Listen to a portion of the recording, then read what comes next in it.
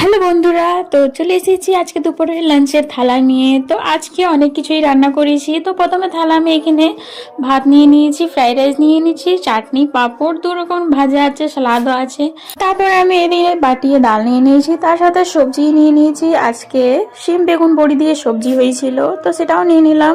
তারপরে এইখানে আছে মাছের মেচ দিয়ে, এটা সবজিটা রান্না করেছিলাম বেগুন দিয়ে, মাছের মেচ দিয়ে। তারপরে এইখানে আমি পোস্তও নিয়ে নেব। আজকে খুবই দারুণ পোস্তটা রান্না হয়েছিল, তো আমি একটা বাটিতে সেটাও নিয়ে নিলাম।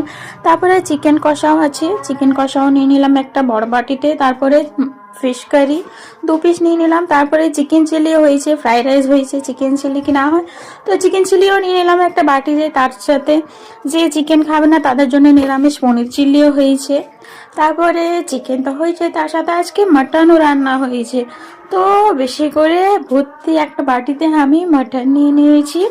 তারপরে এখানে একটা এগ কারিও নিয়ে নেব। তার সাথে আজকে বাটাপোনা মাছও রান্না হয়েছিল, তো আমি 2 পিস বাটাপোনা মাছও নিয়ে নিয়েছি। তো আজকে এত কিছু রান্না আছে, মানে আজকে আমাদের হোম ডেলিভারি খাবারের অর্ডার ছিল। একটা নয়, দুটো জায়গা থেকে অর্ডার ছিল। ফার্স্টটা ছিল কি চিলি চিকেন, পনির চিলি, আর আমাকে ফ্রাইড রাইস দিবে।